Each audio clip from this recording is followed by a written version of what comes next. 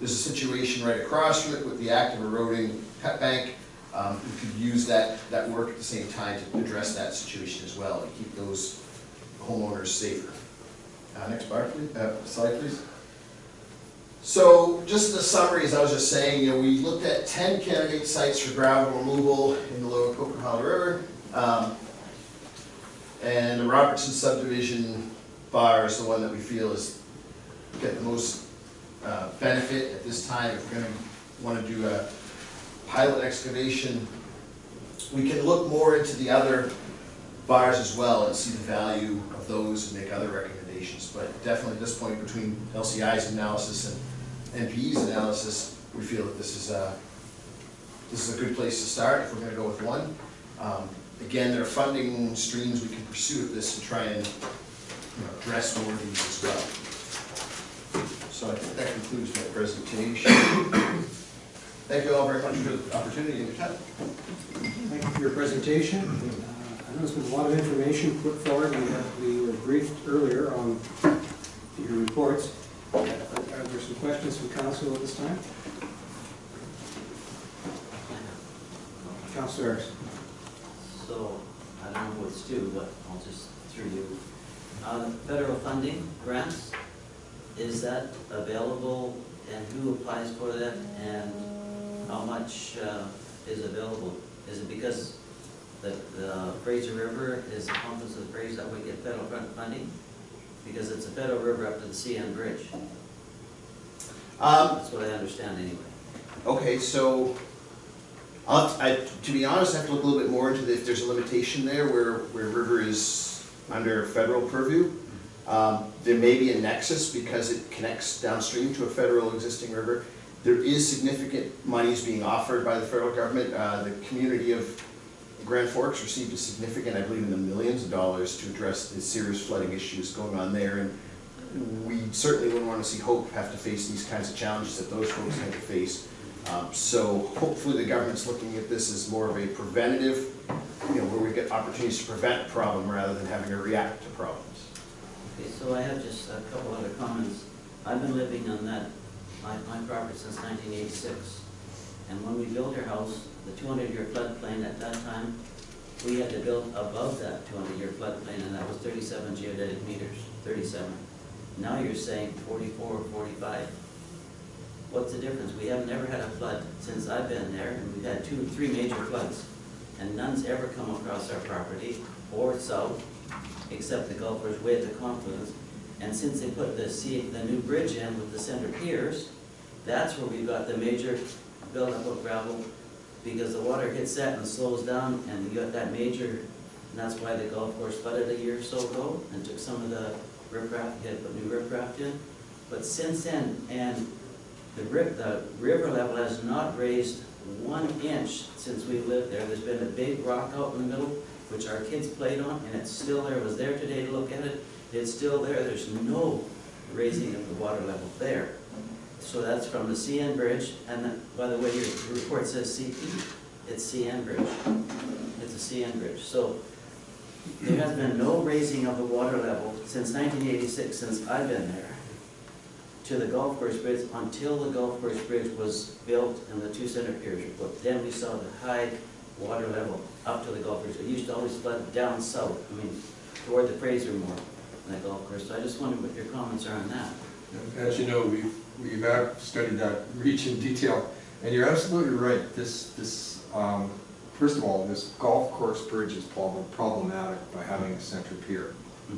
Not only is it creating that gravel bar that you see that is further downstream that Michael Richard pointed out, what that does is that reduces capacity of that gravel bar. Not only that is I've seen debris hung up on that center pier. Now during a flood, you end up with this creating a damming effect and slowing the water down. It will create a backwater onto your property and further up. So I believe that the issue, the problem is one of the major problems in that reach is that golf course bridge with that center pier. It'd be good to replace that with either another alternate access if it's ever possible, or replacing that bridge, because that, you're right. The flood levels,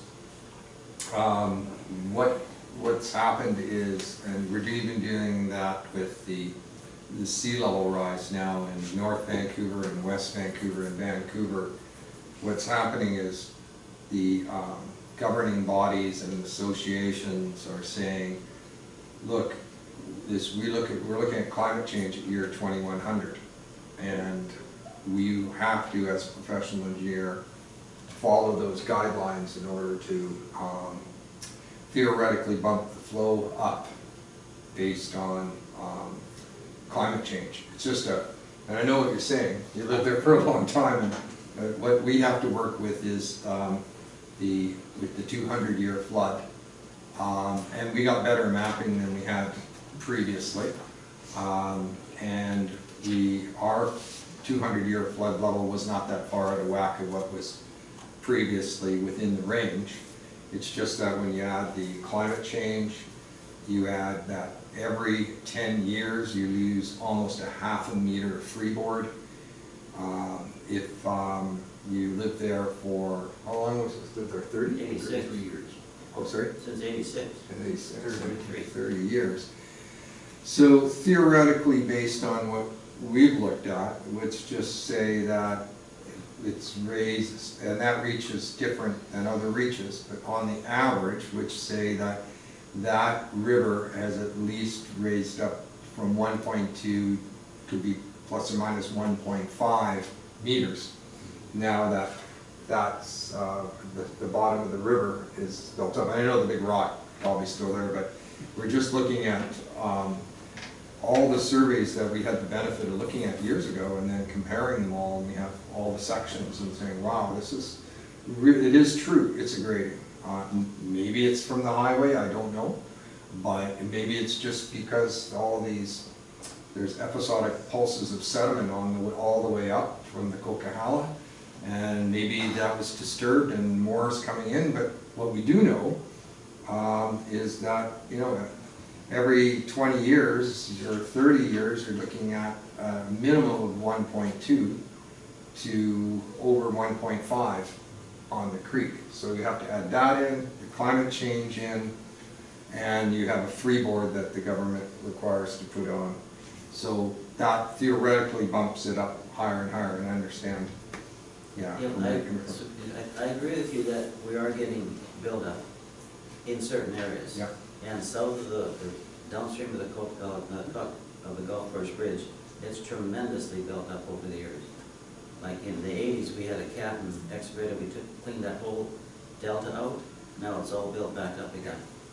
But I'm just saying, I think certain areas, yes, like Robinson Crescent, that really needs to be done. I mean, it does. And south of downstream of the Golf Course Bridge, absolutely needs to be done. That's right. I agree with you You know, and the other thing that Jazz brought up was the fact that the Fraser River backs up when it's high, and at the same time when the Coquihalla is high. And we were asked, I guess it was a year ago last May, because there were rising water levels, and what we did was quickly responded by running our model with 12 different scenarios of the rivers, so that to see what the inundation was, and we produced inundation maps for the district.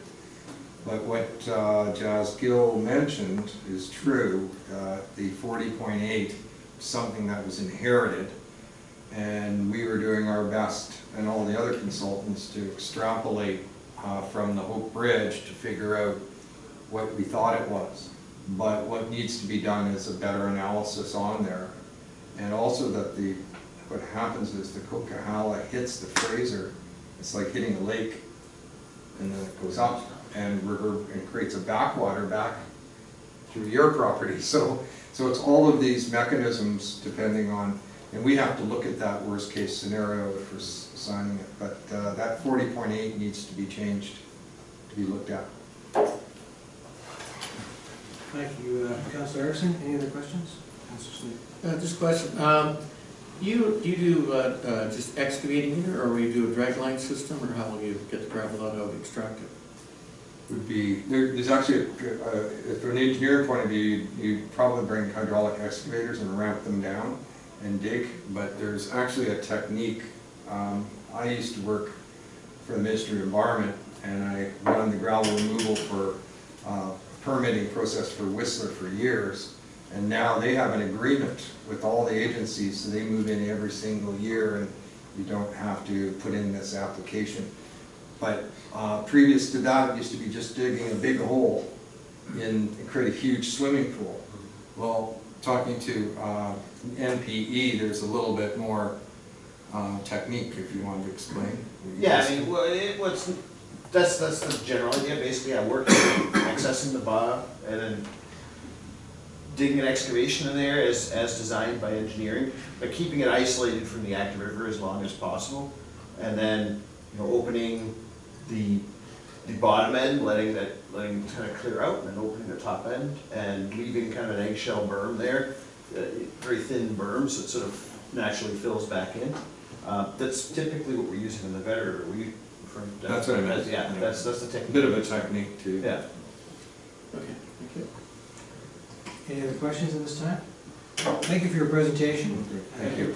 I know the council is keen on moving forward with all your recommendations, or as many as we can. At this time, staff, I guess to you, Ms. Bellingham, I'd like to adjourn the committee of the whole, move into the regular meeting, come back again. I don't want to rush the organizations that we need to have a look at for dispersing the funds.